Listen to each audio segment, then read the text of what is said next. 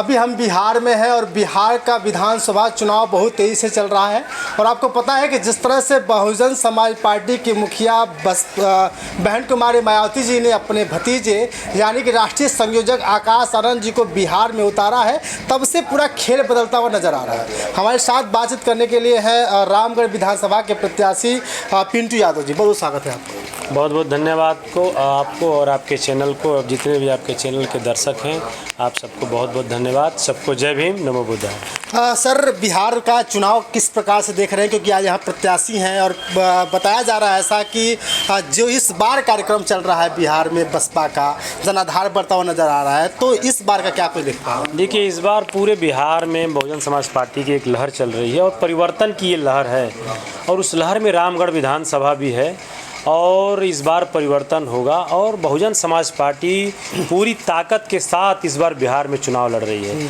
और भले ही बहुजन समाज पार्टी की सरकार न बने, लेकिन बिना बहुजन समाज पार्टी के इस बिहार में किसी की सरकार इस बार बनने वाली नहीं है। 2025 में इतनी ताकत के साथ हम लोग जो है इस बार चुनाव मैदान में हैं।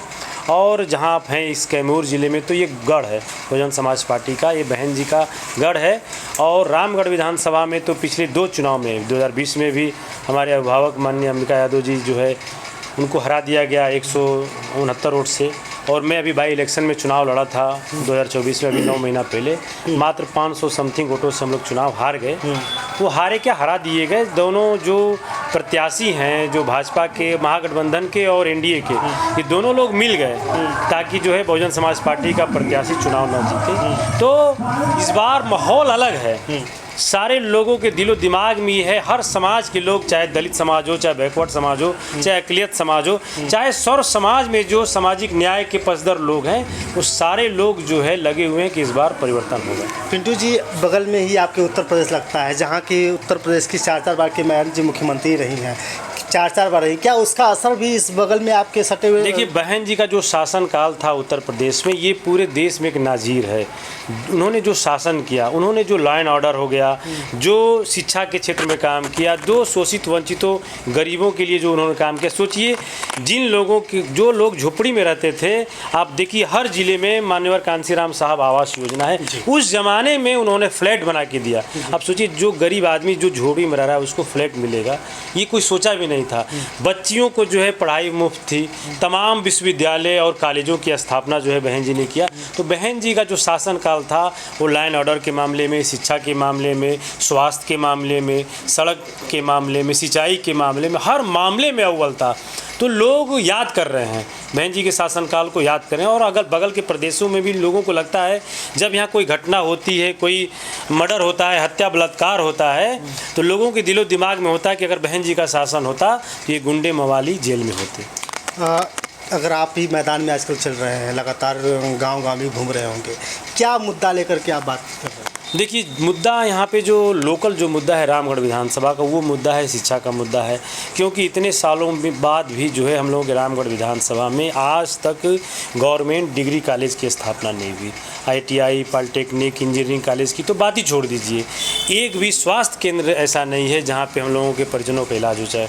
तो शिक्षा मुद्दा है, स्वास्थ्य मुद्दा है, रोजगार का मुद्दा है, मतलब सब चीज़ के लिए, शिक्षा के लिए बाहर जाना है, आपका रोज़गार के लिए बाहर जाना है, स्वास्थ्य के लिए अगर बीमार हो गए तो बाहर जाना है। मतलब कोई भी ऐसी व्यवस्था यहाँ पे नहीं है। सिंचाई की भी व्यवस्था की ऐसी स्थिति है कि अगर बारिश ना हो तो यहाँ सिंचाई के लिए भी जो कुछ नहीं है। तो तमाम चीज़ें हैं, इन मुद्दों को लेकर हम लोग जो है लोगों के बीच में जा रहे हैं और लोगों का भरपूर स्नेह, आशीर्वाद और प्यार मिल रहा है। और अभी कल माननीय आकाश आनंद जी का जो है कार्यक्रम है, हम लोगों के पार्टी के राष्ट्रीय संयोजक हैं, जो नौजवानों के चहेते हैं, यूथ आइकन है। तो पूरी तैयारी, अब समझ लीजिए कि इतना उत्साह है रामगढ़ विधानसभा के नौजवानों में, माताओं बहनों में, कि कल आप देखिएगा कि जब 9 बजे से उनकी सर्वजन हिताय जागरूक यात्रा खजुरा बाज़ार से चलेगी, तो पूरे सड़कों पर आपको जन सैलाब नज़र आएगा। और ये यात्रा जो है आपका महमूदगंज बाज़ार, करनासा बाज़ार, दुर्गावती बाज़ार होते हुए चेहरियाँ, बिछियाँ, नुआव, कबलासपुर, भतौनी होते हुए, देवलियाँ होते हुए रामगढ़ जो है ये 10 बजे जो है ये जागरूक यात्रा पहुंचेगी आपका 10 बजे ग्राम भारती कॉलेज रामगढ़ में। वहाँ पे सर्वजन हिताय जागरूक सभा होगी, जहाँ आपको हज़ारों हजार लोग उपस्थित रहेंगे। कल आप लोग भी आइएगा, आप भी आमंत्रित हैं।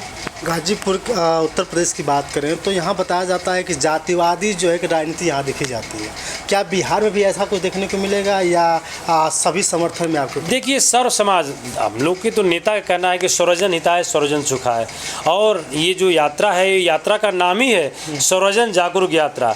मतलब जो लोग भी सामाजिक न्याय के जो लोग पक्षधर हैं, जो लोग चाहते हैं कि सामाजिक न्याय हो, जो लोग चाहते हैं कि जो समाज हंसिए पे है, जो समाज सारी सुविधाओं से वंचित है, उस समाज को सुविधा मिले, तो वो सारे लोग जानते हैं कि बहुजन समाज पार्टी के जो उम्मीदवार हैं या बहुजन समाज पार्टी की सरकार है, यही ये काम कर सकती है। तो सर्व समाज के लोग जो है, चाहे दलित, बैकवर्ड, पिछड़े, अकलियत के साथ साथ सौर समाज के लोग भी तन मन से एकदम लगे हुए हैं। पिंटू यादव जीत जाते हैं तो क्या कुछ करेंगे समाज? देखिए, पिंटू यादव अगर चुनाव जीत जाते हैं तो मेरा सिर्फ़ और सिर्फ मकसद है कि इस रामगढ़ विधानसभा की तस्वीर और तकदीर को बदल देना है।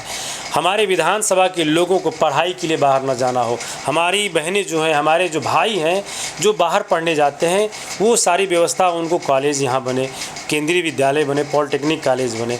हमारे जो अभिभावक हैं, माताएं बहनें हैं, जो लोग सड़कों पे दुर्घटना हो जा रही है, बनारस इलाज के लिए जाना पड़ रहा है, गंभीर बीमारी हो जा रही है, बाहर जाना पड़ रहा है, उनके लिए स्वास्थ्य की सुविधा यहाँ प्रोवाइड हो, सिंचाई की बेहतर सुविधा हो कि अगर बारिश न भी हो तो भी जो है आदमी अपने किसान जो है खेतों के, ये जो कर्मनाशा नदी है आज विलुप्त होने के कगार पर है, इसका जीर्णोद्धार कैसे हो, ये नदी कैसे अपने पूर्व जो पहले की जिस अवस्था में थी, इस नदी में हमेशा पानी रहता था, उस अवस्था में कैसे रहे कि इस नदी के ऊपर बने कैनाल जो है चल सकें।